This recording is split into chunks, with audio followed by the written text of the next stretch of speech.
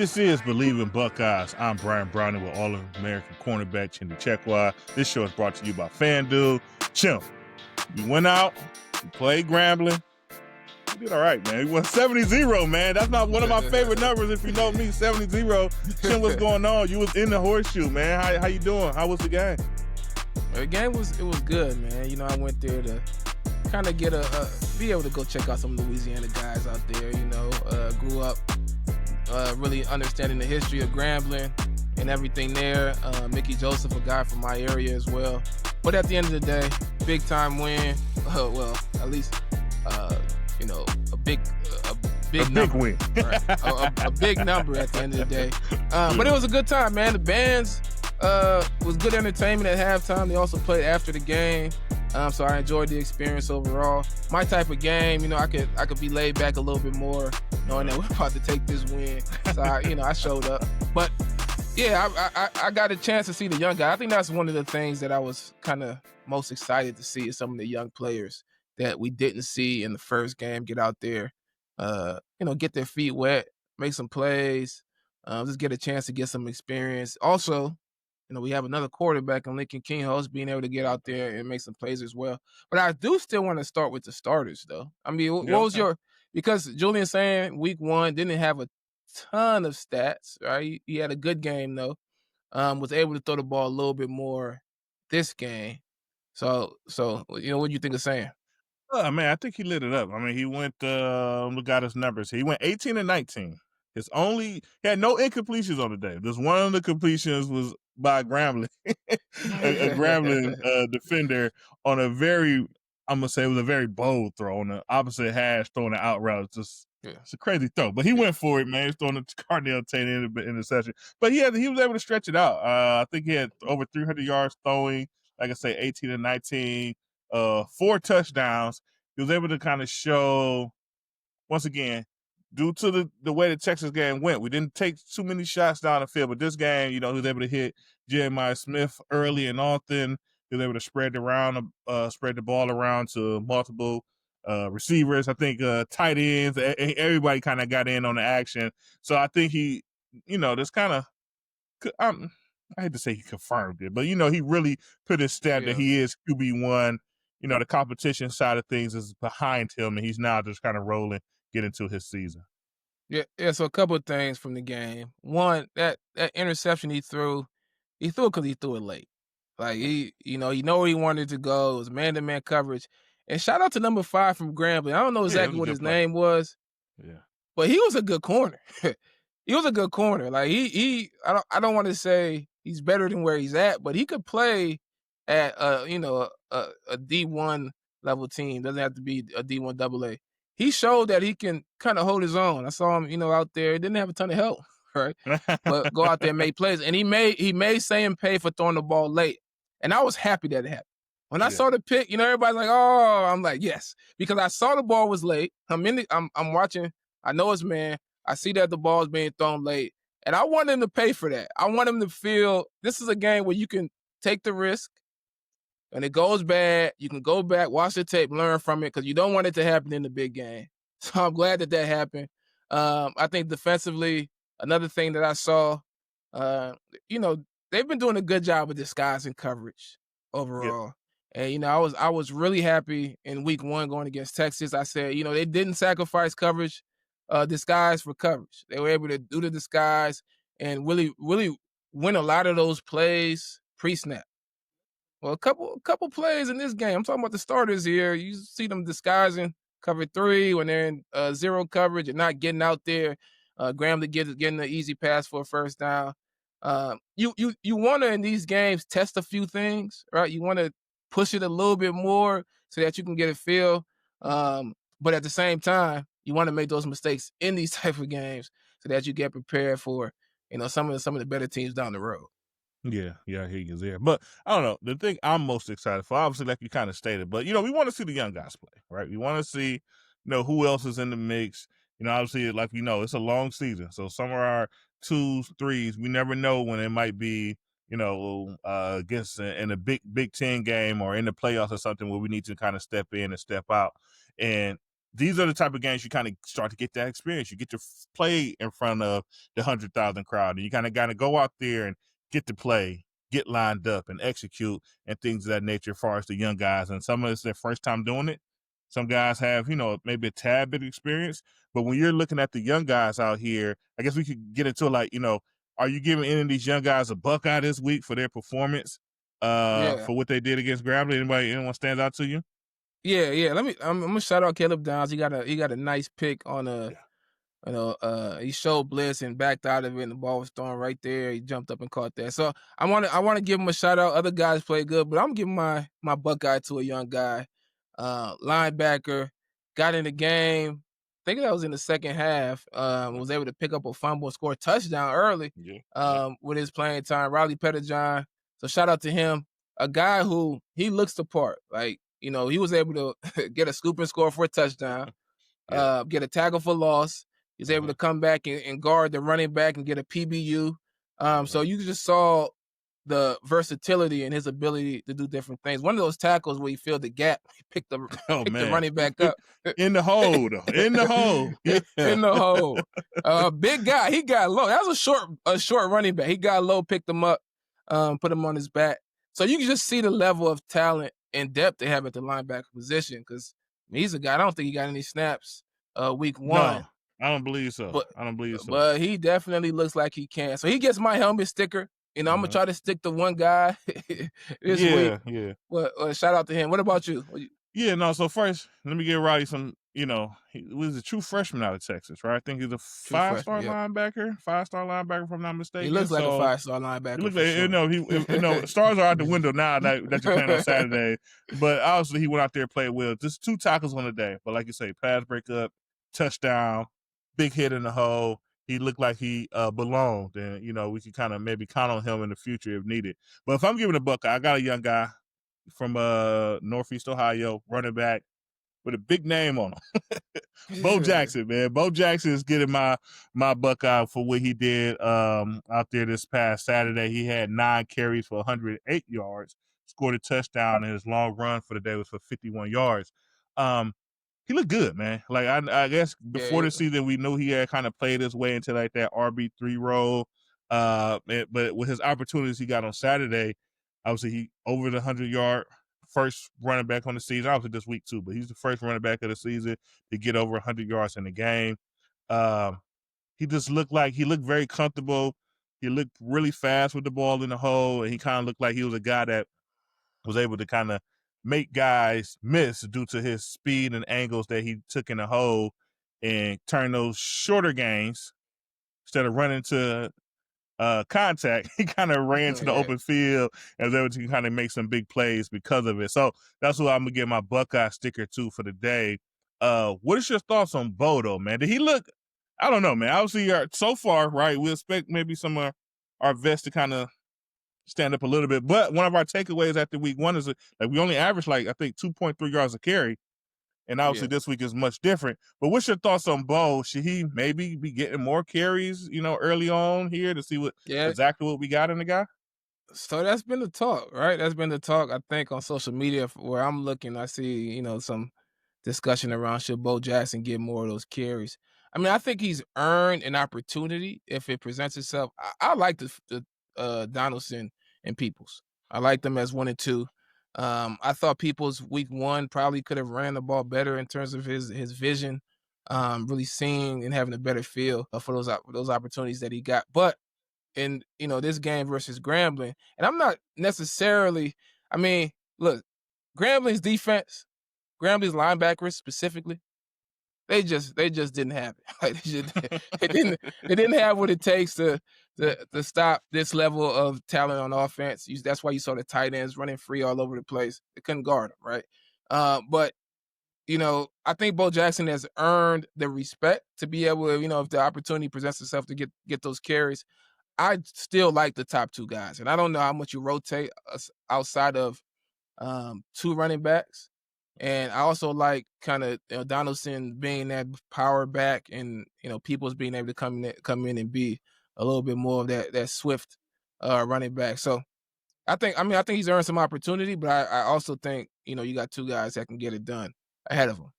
Yeah. But there's also, at the receiver position. And Mhm. see, the way Carnell Tate is balling out, and he's gonna continue to be a key threat offensively. Obviously, Jeremiah Smith is probably the top player in the country. That third receiver in Ennis got some opportunities on some targets this game. He looked good. But there's two other guys, man. Marlon Graham Yep. get a ton, but but the opportunity he got, he looked good.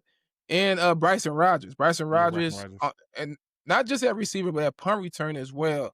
I mean, those guys look good. They look explosive. They look like they could be pushing for some opportunities on the offense as well. Yeah, so we're talking about Mylan Graham, who's in year 2, Rodgers in year 3, and obviously, we talk about those names a lot, a little bit, right? Because we know who our top Yeah, guys are. Brandon Ennis has kind of been in that that next man up kind of role for last season, definitely, and now this year he's kind of like in that wide receiver 3 role, and he made some plays in the past, right? In the playoff, he kind of stood up tall in a couple games there, making some plays, some yeah, timely catches, things of that nature. And obviously this year he's a captain, right? So over the off season, gearing up for the year, he was able to prove himself to be a leader, and obviously voted most likely by his peers and coaches that he would be named the captain for this 25 team. But yeah, but those other guys, Mylan Graham, he had one catch in the game for 23 yards.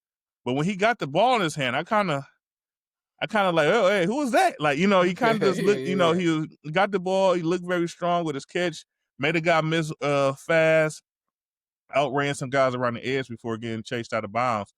And it was like, wow, man, that guy looked like he got a step to himself, right? And then also same thing with Rodgers with his, I think we had 2 catches on the day, um, one for 21 yards and one for just a yard. But same, it's just like, man, these guys look like they could play. But I mean, that's Ohio State, right? We know we yeah, have a very stacked wide receiver room, right? We know that we got some guys out there. We know we got Jeremiah Smith this year, next year, and we know Chris Henry Jr. is coming in next year. The following season as a true freshman. We want to see what he brings to the table. We just got guys. So sometimes you got guys like that, you kind of get caught in certain situations. So I'm not gonna say they should be taking snaps away from Ennis at this time. But once again, we keep harping on this. A long season. We hopefully we make another long, playoff run here. It'll be nice. We should be very confident that someone goes down. We got another guy who's been essentially biting and waiting to get that opportunity, and they could definitely go out there and step up and make some plays. yeah, and that's how I see it for the most part. I think and it's based on last year, and it's not just catching; it's blocking. There's other things that the receiver needs to do. Does he understand the offense? Is he in the right position? Um, so Ennis has earned that respect. I mean, he's a captain as a Mm. sophomore, right? So he's it's clear he's earned that respect. I do think on punt return, but we got to do something on punt return. I'm not saying replace a guy, but we got to make some play. Like we got to against Grambling as well. Like there should be some more explosive punt returns. I like what I saw from Bryson Rogers. Uh, I I don't know if Grambling's long snapper is that good in open field, but he got too many tackles. he he got too many tackles. At one point, they punted the ball. He got the tackle. He was pumped up. I'm at the game. He's pumped up. Like he was going, wow. The fans were like, he needs to calm down. That was one tackle. I'm like, he must not get that many, right? They called a penalty. So they had to punt it again. And guess who made the tackle again? The The long long snapper. snap. Oh Yeah, he man, looked please. like one of the smallest guys on the field. So I'm just saying we just need more in the punt return game. That should be a big play for us with all the talent that we have out there. So I'm just saying, Yeah. Bryson Rogers looked good in punt return. I know Dave, mentioned that other guys will get some opportunities as well. So, maybe for this game, Bryson Rogers got his opportunity. We'll see He did moving well. He forward. did But well with it. I He did think, well. I think there's some opportunity for other guys to get back there and see what they can do. I got you. What's your thoughts on Lincoln? 6 or 7 for the day, 71 yards and touchdown. Also had a couple rushing attempts. I think he ended with maybe 10 yards on the day rushing. Are we set at QB2? Should we be hyping up our true freshman in St. Clair? Or what's your thoughts on Lincoln and what he was able to bring to the game? And his obviously it was the second half. The score was very lopsided, but what did Yeah. you see? Yeah, I think we're very clear at the number 2 is Lincoln. I don't think I mean, St. Clair looks good, but I think he still needs some time to kinda grow, develop, and get used to, um, just im just improving his feel for the game and everything there. I think we need Lincoln to continue to come along because it's like as you mentioned before, it's a long season, and Yeah. anything can happen. If a guy goes down, it's next man up, and Lincoln needs to be that guy. I thought it was you gotta remember, like, Lincoln hasn't gotten a ton of reps, a ton of snaps himself, so, Right. it was good to get this in the game versus Grambling. I hope that in the game versus OU, we can get in a position where he can get some more snaps, but that's not guaranteed based on what No. OU's based on what OU's been doing. No. So speaking of Ohio, we play Ohio at I think it was a kickoff 7:30 this Saturday. Right. So it's a night game here at the Horseshoe. Ohio is coming in 1-1. They just beat West Virginia 10-17 last week. Week 1, they lose to a very close one to a Big Ten team, and Rutgers losing 34-31. I guess we could talk about first off, the Rutgers game. This is a game where Rutgers kind of got out early in the first half, 31-7 or 14, something like that. But in the second half, like Rutgers gets the game back tied, going to the fourth quarter, it's 31-31, and then Rutgers is able to land a field goal and obviously go ahead and win that game. But they've been, man, and like I say, West Virginia, they win 10-17. They lose the turnover margin 3-1. The quarterback throws 3 interceptions, but they control the time of possession almost double, 40 minutes to 20 against Yeah. West Virginia, and they're able to kind of dominate. The quarterback appears to be a dual threat guy. He's throwing the ball, he's running the ball, he's leading the team in both categories. But hey, man, it's the Bobcats, man. Look like they'd be a scrappy bunch, right? Yeah, the Bobcats, and, I go back to when we played OU. I think that might have been 2009, I or want to say, I'm not yeah, sure that was exactly when it was, but it 8 or it 9. came I want down to to say, yeah. it came down to the wire, man. We didn't have a great game. And we, let them hang around, and they actually had a chance late there. My guy Sean Lane made a big play on special teams to kind of ice the game there. But yeah, this isn't going to be as easy as you would expect when you see it on the schedule. Or at least you don't think so. And I mean, you still have young players, you still have a young quarterback, and you still have to go in there and make good decisions, execute the offense, execute defensively in order to get the win. But I like that it's kind of a step up from a clear step up from Grambling, but it's still to me it was still kind of that preseason period. You start off with a big game versus Texas, then you kind of go a little bit lower tier in the next 2 games, but this is a step up from this past week.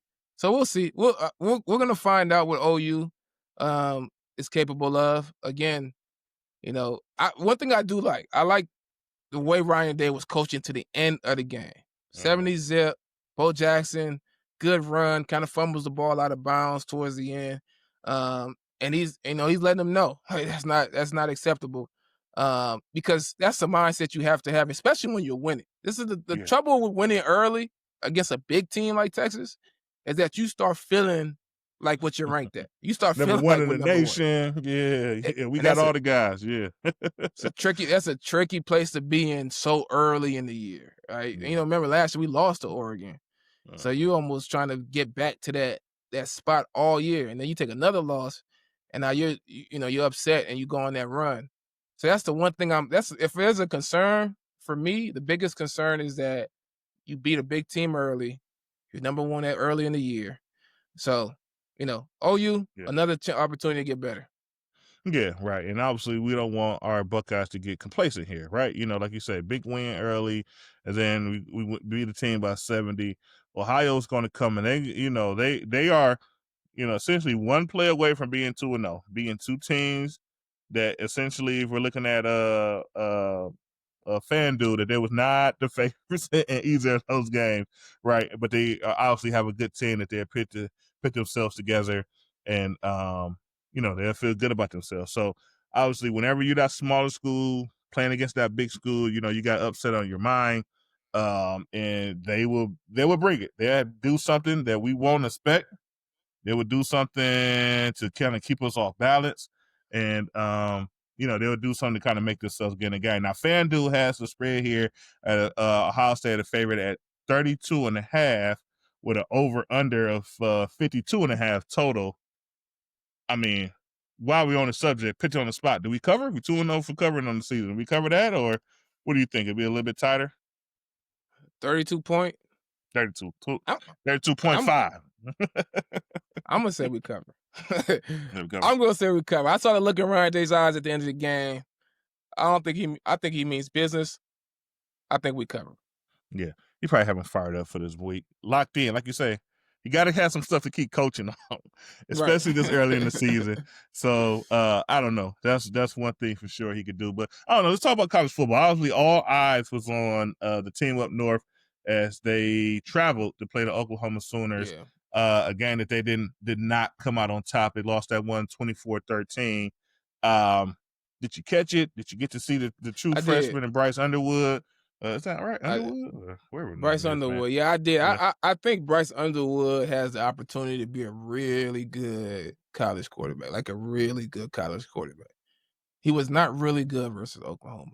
And it's one of those things that once you see it, you start thinking like it should be expected. Like we should expect the guy who was playing high school football last year to not be able to go on the road to Oklahoma against a pretty good defense. I thought Oklahoma's defense was solid. But for me, Michigan, I saw their offensive, I think it was their guard, get ran over and that defensive lineman get a sack. And for Michigan to play the style that they play and to be, a high-level team, they have to be elite on defense and they have to be elite on the offensive line. Mm-hmm. They look pretty good defensively. It seems like they have an opportunity to be elite on defense. But that offensive line, at least in that game, did not look elite. And if they're not elite, they're not going to be the Michigan that, we saw on that national championship run. And they're going to look a lot like they did last year, inconsistent, up and down. So we'll see. I think the quarterback, you got to give a quarterback like that time to develop, which means they really need to lean on run game and defense to be able to win these football games. Yeah, so they got Bryce for the day at 9 for 24, 142 yards, no touchdown, but also no interception. I think he essentially had no rushing yards as well. I think it's nothing to, we know you get sacks, you lose yards, you get kind of funny, but he did have one run and 9 yards. But I did watch that game. And I guess I could agree that, the guy did look like he had some nice zip, had a cannon on his arm. He moves very well around the pocket, especially when moving out. To me, he had some opportunity to gain some more rushing yards, but he looked like a guy that was looking to make that throw.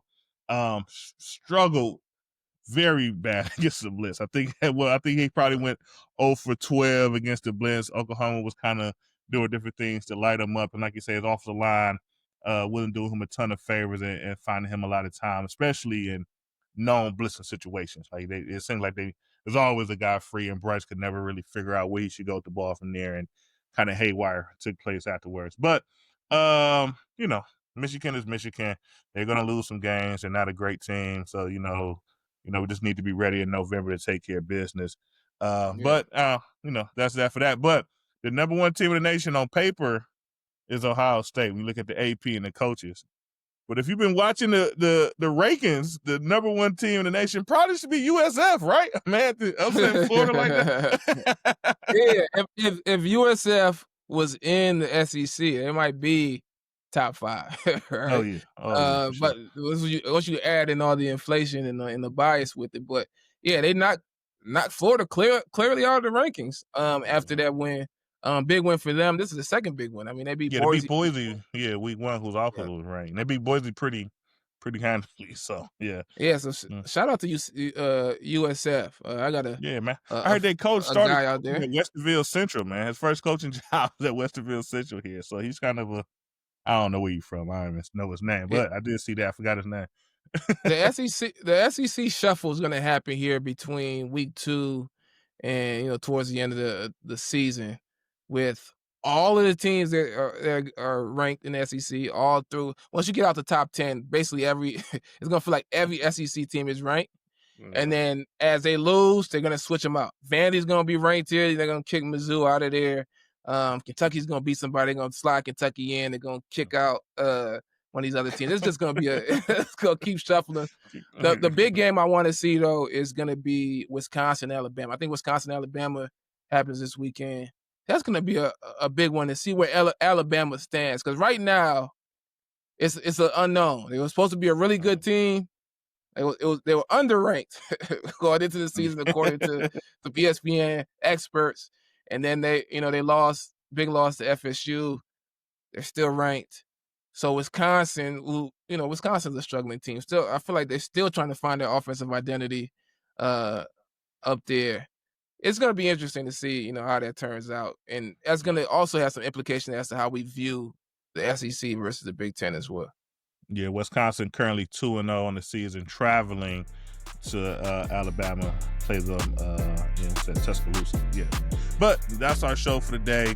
Obviously, please follow us on all platforms: YouTube, Spotify, Apple, wherever you listen to us podcasts. Feel free to follow us, join us, and tune in as we continue to bring you news throughout the season.